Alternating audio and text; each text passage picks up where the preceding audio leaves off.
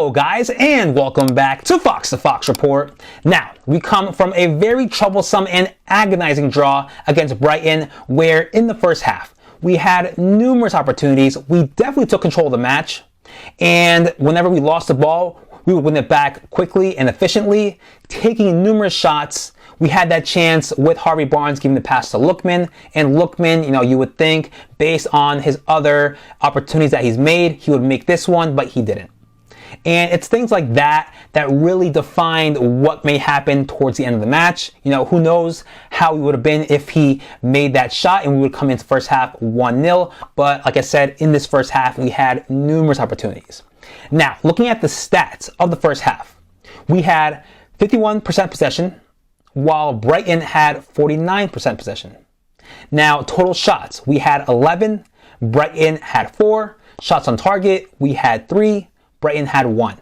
So definitely based on the first half of those stats, we, like I said, took full control of the match. We had our players playing very well, passing the ball around, but things like that, especially now with Lamptey and Welbeck not playing within those first 45 minutes, that was our chance to score as many goals as we can. But now you can see when they came on, it definitely changed the game for Brighton as well as for us. We had to defend more. We just panicked. We didn't have any creativeness, any solution of getting out of Brighton's just high press. Now, coming into the second half, we come in with no goals being scored, 0-0, but we have to say that the desire, just the focus and effectiveness within those first minutes of just getting the ball and trying to score really was quite impressive. We started off the second half like the first. We try to gain as much possession as we can, try to drive the ball up, in which we had the chance to take a shot. Patson Daka is there to receive any deflection. He takes a shot and makes it 1-0. So very well to start the half, but why can't we start the second half like that and finish the game off the same way? After we score that first goal, of course, Brighton are going to press even higher, leaving so much more space behind them. And us, we're supposed to know how to work around that. But we somehow seem to crumble once the opposition presses much more high and then just they up their intensity. We just seem to not find the solution to that. And with Brendan Rodgers, what he decides to do is take our attackers out, put in Mark Brighton, put in Samore, and just defend for about half an hour, the last 30 minutes of the match. That is not the solution. That is the same thing that's happened against Liverpool back in the Carabao Cup. We take the lead, but all of a sudden we decide to defend, especially when we're up by 2 goals against Liverpool. I don't see how that tactic works. When a team begins to press much higher, leaving much more space available, that's when you press against. It's not press, defend. It's press, and you press even harder. Of course, you're winning the match, so you're going to be you should be much more confident in having a proper structure while the other team is trying to do as much as they can. It doesn't matter if they're leaving so much open space, if they want more men to come up. No, they're trying to make the goal. We're trying to play as well as attack, but also be much more efficient in holding our ground, not giving them space, of course, to progress even farther to our goal. No, we have to attack as well, because if we just defend and give them the ball, they're going to take as many shots as they can, and that leads me to the stats of the second half, in which we had 36% possession, while Brighton had 64. We had a total of 4 shots, 2 on target, and Brighton had a total of 10 shots, while they had 4 on target.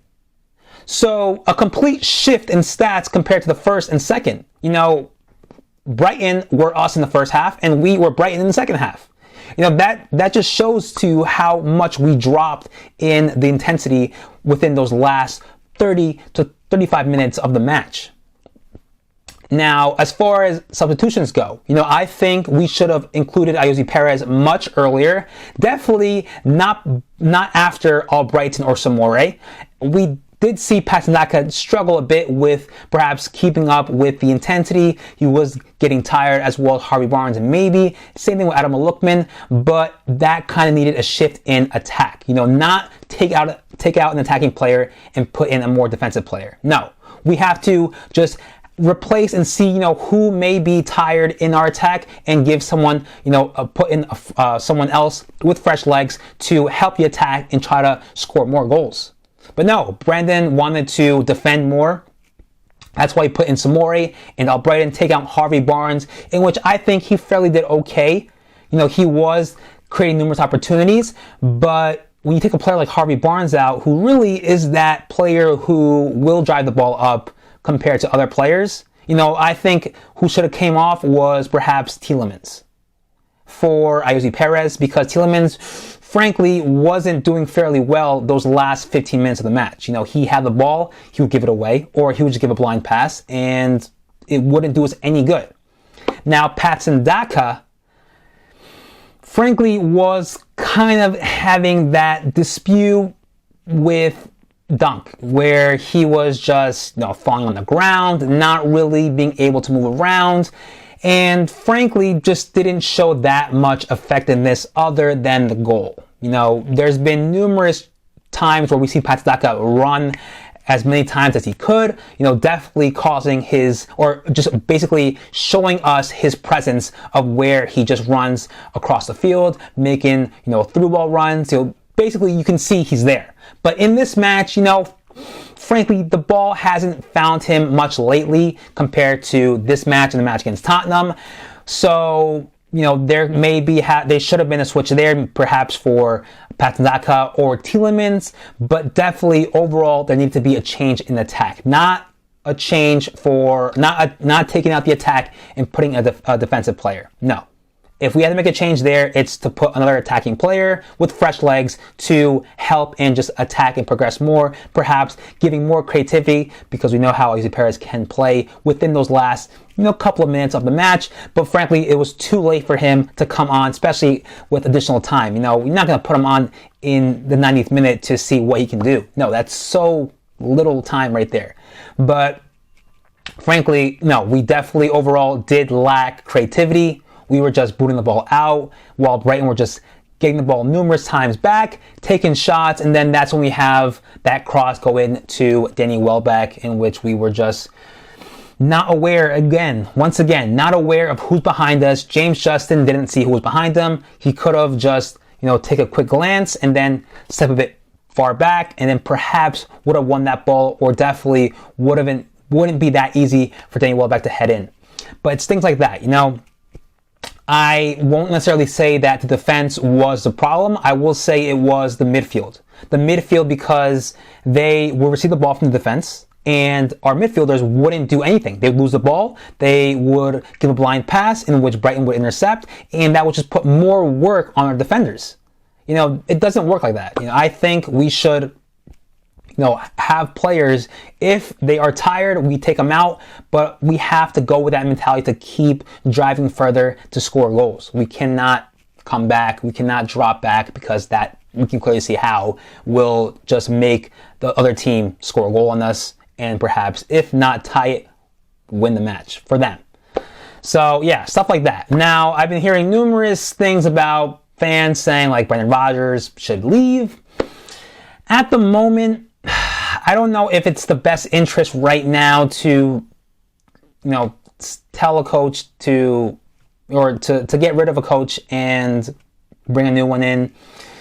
Frankly, that discussion should perhaps come upon, the summertime, where we'll see, what the expectations of the club is, as well as the coach, for the season that will come ahead. That's next year. So, at the moment, I don't think Brendan Rodgers has done anything drastically that would put us in that situation where we need a new manager right now at this very moment. No. As far as reaching the goals that we all want to, that is top 4 and European places, we need to, right now, like I said, not worry about the league table. We have to just look at each match that comes our way, and then just, of course, worry about getting that positive result in those 3 points. So, in my opinion, right now, as it stands with performances, we have to focus on the FA Cup and the Conference League. I think that's what any fan is probably thinking at right now at the moment, because top 4 right now is at a very, very far reach from us. And I think just, you know, putting that in our heads, you know, just trying to make it to top 4 as quickly as we can will really kind of interfere with our performance. So right now it's just all about resting. You know, of course, we have an international break, so that'll give us enough time, at least 2 weeks, to get settled for our next match that will be against Nottingham Forest in the FA Cup.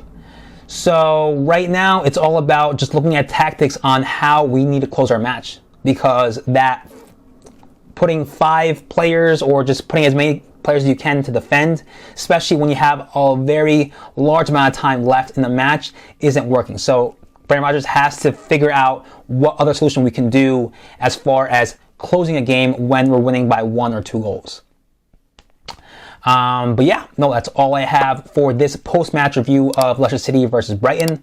Please let me know what you think. You know, what should happen? What are your thoughts after this match against Brighton? And I'll see you next time.